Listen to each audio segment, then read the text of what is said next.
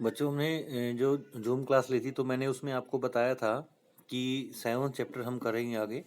और 7th chapter के अंदर जो हमारा थ्योरम्स का जो चैप्टर है, इसके अंदर ट्रायंगल्स का चैप्टर है, जो हमें कॉन्ग्रुएंसी के बारे में डिस्कस करना होता है। तो यहाँ पे क्राइटेरिया फॉर कॉन्ग्रुएंसी क्या होता है, किस तरह से हम दो ट्रायंगल को कॉन्ग्रुएंट प्रूव करते हैं। अगर दो ट्रायंगल कॉन्ग्रुएंट हो जाती हैं तो कॉन्ग्रुएंट होने के बाद हम ये लिखते हैं कि कॉन्ग्रुएंट ट्रायंगल्स कोरस्पॉन्डिंग पार्ट्स मतलब कि आर इक्वल। जो भी क्राइटेरिया अगर वो फॉलो करते हैं तो हम बाय सीपीसीटी अदर जो ट्रायंगल के पार्ट होते हैं वो इक्वल हो जाते हैं। ठीक है, तो आज हम यहाँ पे ये डिस्कस करने वाले हैं। तो कौन कौन से क्राइटेरिया होते हैं, तो देखो जैसे कि पहला क्राइटेरिया है इसके अंदर। पहला क्राइटेरिया है, जैसे कि आप देख भी पा रहे हैं, SAS कॉन्ग्रुएंस रूल।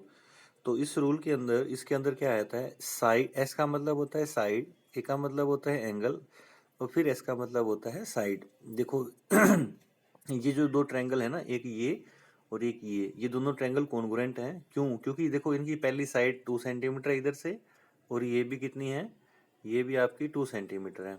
ठीक है, फिर एंगल 50 डिग्री है ये वाला, और ये वाला एंगल भी 50 डिग्री है। तो ये एंगल हो गया यहाँ पे।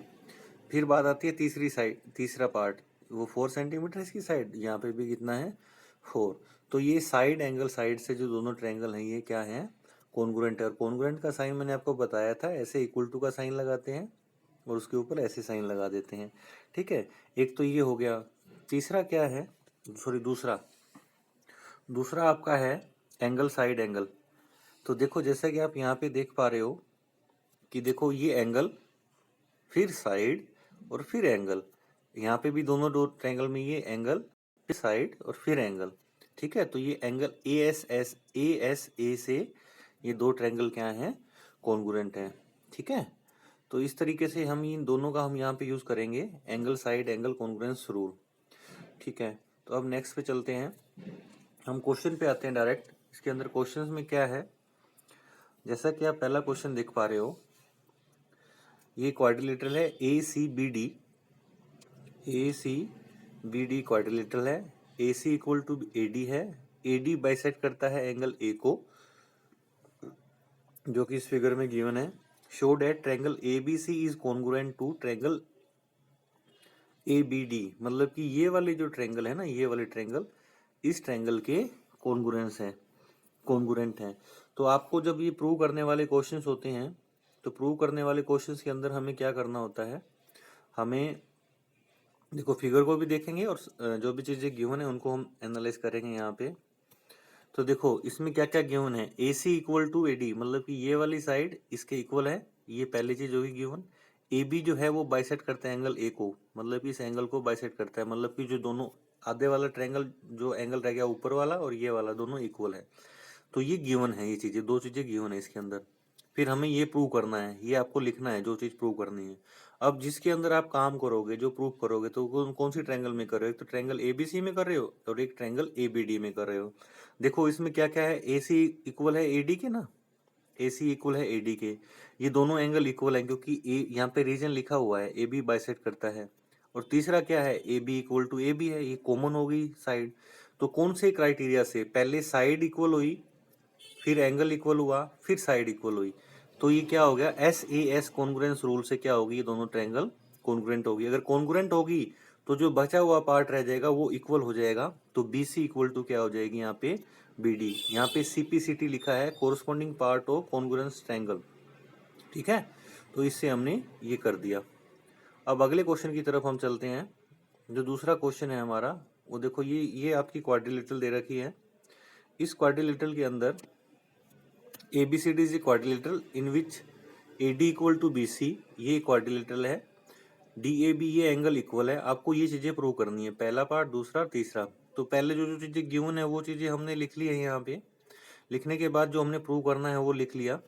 अब देखो इन ट्रायंगल ABD और BAC, AB और D इस ट्रायंगल में, और AB और C, आप देखोगे कि AD equal to BC given है, ये रीजन भी लिखा है यहाँ पे।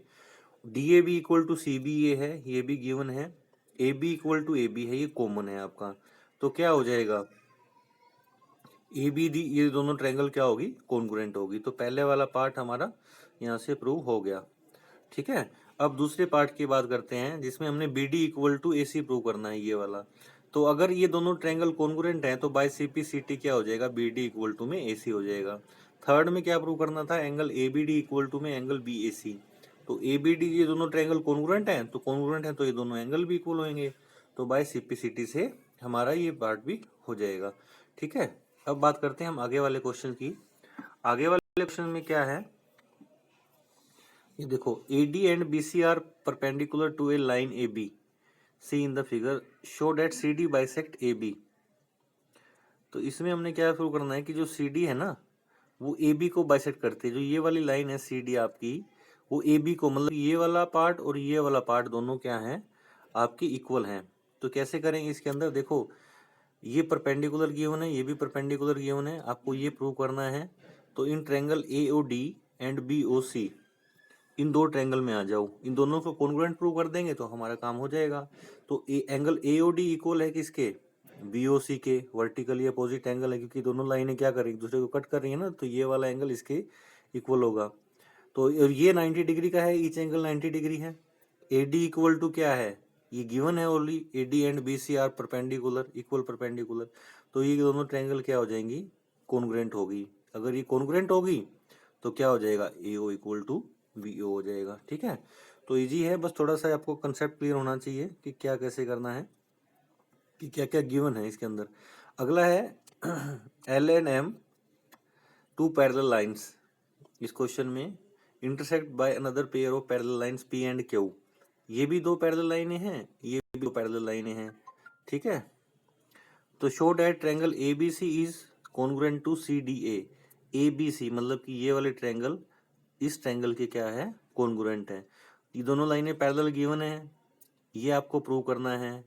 L is parallel to M, ये L वाली जो लाइन है ना, ये वाली L वाली लाइन है और ये M वाली लाइन है, इसकी ट्रांसवर्सल होगी कौन सी, ये AC ट्रांसवर्सल होगी इसकी, ठीक है। तो AC अगर ट्रांसवर्सल होगी तो इसके अंदर क्या हो जाएगा, BCA अल्टरनेट इंटीरियर एंगल बनेगा, ये BCA और DAC।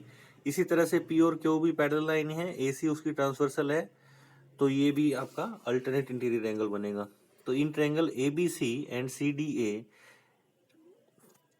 क्या हो जाएगा, BCA इक्वल टू में क्या हो जाएगा, DAC।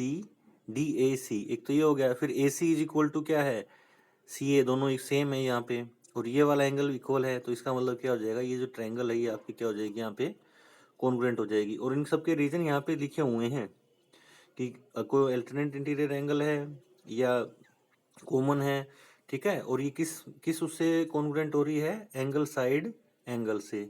तो आज के लिए इतना ही करते हैं, बाकी का जो है हम नेक्स्ट क्लास में करेंगे।